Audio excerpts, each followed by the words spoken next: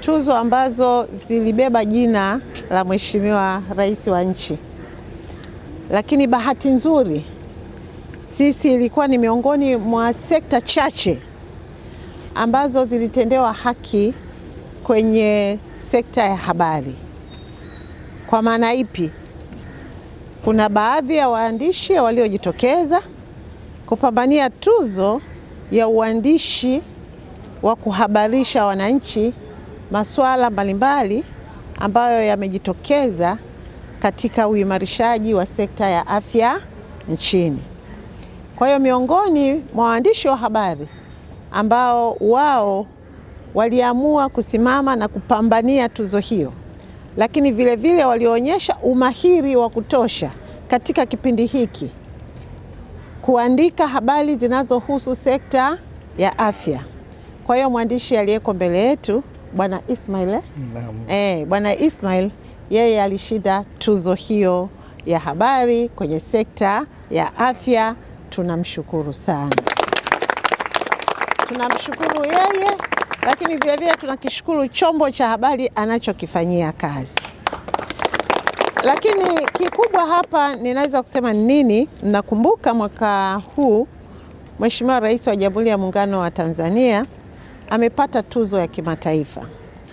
Ile tuzo kutoka kwa Gates Foundation, na tuzo hiyo imeonyesha na kudhihirisha kwamba Mheshimiwa Rais kupitia sekta ya afya, pamoja na mambo mengi ambayo ameyafanya vizuri sana kwenye sekta ya afya, lakini ameweza kutusaidia katika kipindi chake kama makamu wa rais na mpaka sasa akiwa rais, kupunguza vifo vya akina mama wakati wa uzazi.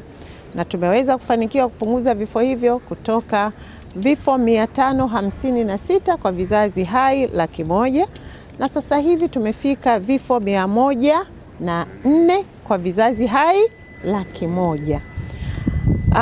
Malengo ya kidunia yanatutaka tutakapofika mwaka 2030 vifo vya akina mama wakati wa uzazi tuwe tumevipunguza mpaka kufika vifo 70 kwa vizazi hai 100,000.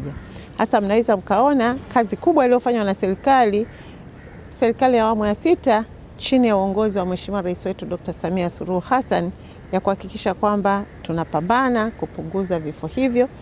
Na ili kuweza kupunguza vifo hivyo, mambo mengi yameyafanya, ikiwemo uwepo wa miundombinu, lakini uanzishaji wa huduma za rufaa, uanzishaji wa huduma za upasuaji wa dharura, lakini uwepo wa vifaa tiba na vifaa vya uchunguzi, vyote vimeweza kusaidia kumfanya mama wa Kitanzania apate haki yake ya kikatiba ya kuishi, kwa sababu haki ya kuishi ni haki ya kikatiba. Kwa hiyo unapopata kiongozi anasimamia haki ya mwananchi ya kuishi, huyo kiongozi ni lazima kumpa heshima, na ndio maana tunampa heshima kubwa sana Mheshimiwa Rais wa Jamhuri ya Muungano wa Tanzania na Amiri Jeshi Mkuu Dr. Samia Suluhu Hassan. Lakini Mheshimiwa Rais alichotushangaza kwa uzalendo wake na kutambua kazi inayofanywa kwenye sekta ya afya, baada ya kupokea tuzo ile, nakumbuka aliniita na kunikabidhi akasema tuzo hiyo ni tuzo ya watumishi wote kwenye sekta ya afya. Kila mmoja anatakiwa kujivunia tuzo hiyo. Lakini sasa mimi naendelea kumshukuru Mheshimiwa Rais, na hasa sekta ya afya tunamshukuru mwandishi wa habari kwa sababu na wao walikuwa na mchango. Kwa sababu matukio yote kwenye sekta ya afya, ikiwemo harakati za kuokoa maisha ya mama wakati wa uzazi, waandishi walikuwa wanaandika habari mbalimbali na walikuwa wanatoa elimu kwa jamii kuhusu uzazi salama. Kwa hiyo mwandishi wetu Bwana Ismail ni sehemu ya mafanikio kwenye sekta yetu ya afya kwa kazi nzuri aliyoifanya. Kwa hiyo jana Wizara ya Afya sisi tuliamua pamoja na kumpa cheti, lakini na kumpa ile tuzo, lakini tuliamua kumpa pia chombo cha usafiri.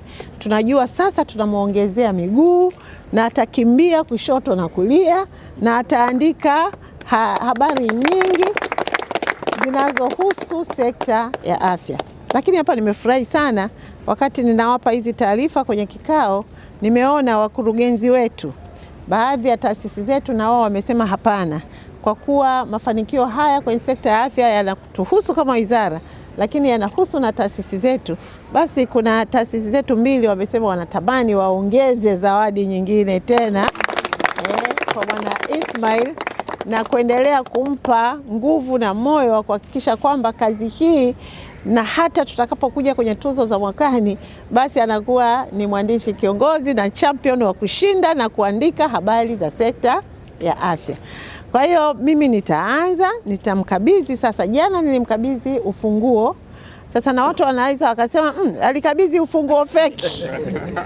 Sasa nikaona leo tumekuwa na kikao viongozi wenzangu management.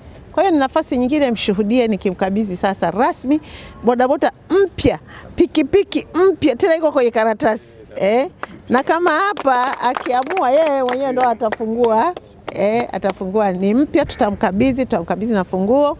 Kwa hiyo kwa kweli tunakushukuru sana kwa niaba ya serikali, tunakushukuru sana kwa niaba ya sekta nzima ya afya, tunakushukuru sana, na tunakuomba uendelee kuwa champion wetu, uendelee kuhabarisha Watanzania masuala yote yanayohusu sekta ya afya, uendelee kuandika kazi nzuri zinazofanywa na serikali ya awamu ya 6 kwenye sekta ya afya, uendelee kuandika kazi nzuri zinazofanywa na Mheshimiwa Rais kwenye sekta ya afya, lakini utusaidie pia kuelewa changamoto zinazojitokeza kwenye maeneo mbalimbali kwenye sekta ya afya, kusudi sisi tuchukue hatua mapema tuweze kudhibiti changamoto hizo. Tunachohesabu sisi, afya ni mtaji wa kujenga uchumi, lakini ni usalama kwenye nchi yetu ya Tanzania. Namshukuru Mheshimiwa Waziri wa Afya Jenista Mhagama, lakini pia namshukuru Rais wa Jamhuri ya Muungano wa Tanzania, Rais Samia Suluhu Hassan, kwa kutenga muda wake karibu usiku kucha wa jana. Alikuwa nasi pale katika tuzo za Mamlaka ya Mawasiliano Tanzania TCRA pamoja na TAMWA kwenye Samia Kalamu Awards, na niseme kwamba ni heshima kubwa kwetu wanahabari, tasnia nzima ya habari, kwa namna ambavyo kama Mheshimiwa Waziri alivyosema, sekta ya habari ni sehemu ya kuijenga jamii, ni sehemu ya usalama wa jamii. Kwa hiyo kwa ufupi tu, nisizungumze sana, nashukuru leo nimepokea hiki kikubwa kwangu. Sijawahi kumiliki chombo chochote cha usafiri, hata baiskeli. Kwa hiyo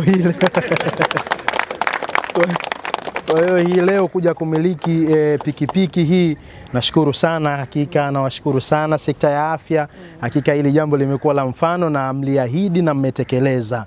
Nawashukuru sana kwa kweli. Asante sana Mheshimiwa Waziri.